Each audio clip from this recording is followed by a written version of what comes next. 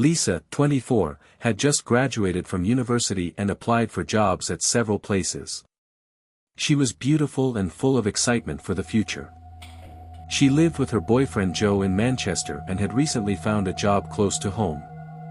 Lisa was trying to get used to her new office. Joe would drop her off every morning and pick her up in the evening, because Lisa often stayed late, working overtime and doing her best.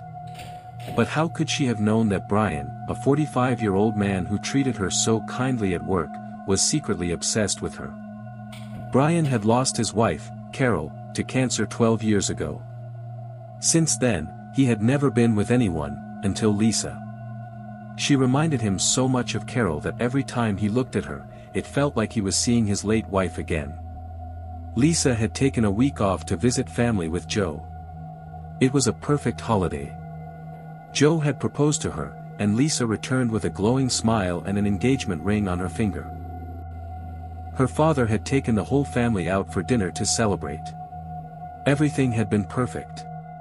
But during that week, something in Brian snapped. He couldn't wait to see Lisa again.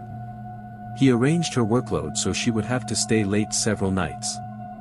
Lisa returned to work full of happiness.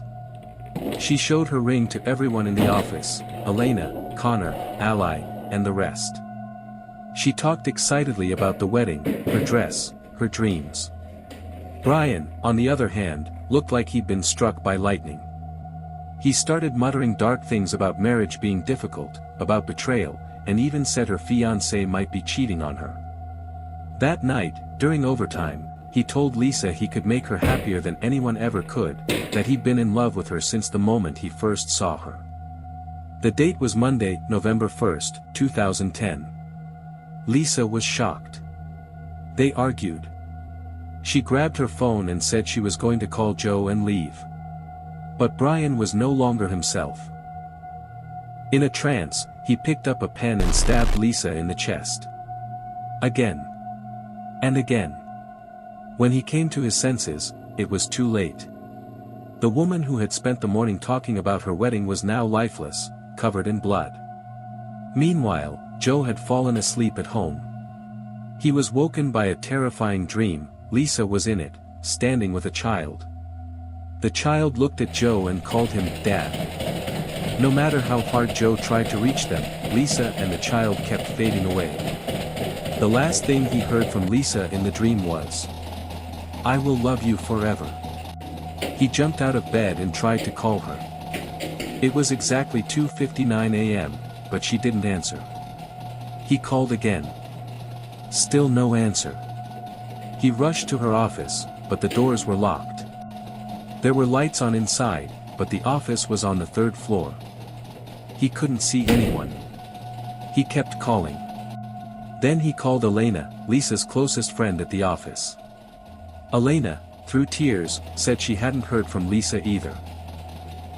She had been planning to work late that night too. Joe finally called the police. It was nearly 7 a.m. Lisa had never done anything like this before. Something was wrong. When the office opened, they found Brian sitting on the floor. Lisa was sitting in a chair, covered in blood. Joe lost control and attacked Brian, but the police stopped him. Brian was arrested. Later that day, Joe found a pregnancy test in Lisa's belongings. Lisa had been pregnant. She had taken the test that very morning, before work. She had planned to tell Joe that night. The child in Joe's dream. It had been theirs. Brian completely collapsed in prison. A year passed. On Tuesday, November 1st, 2011, Brian hanged himself in his cell. Before he did, he kept whispering to someone, asking for forgiveness from Lisa and Carol. Carol was the name Joe and Lisa had picked out for their future daughter. Since that night, every year on November 1st at exactly 3 a.m., strange things begin to happen in the office. Lights flicker. Doors slam. Equipment malfunctions. Nobody goes to work that day. Some say it's Lisa and her unborn child, Carol.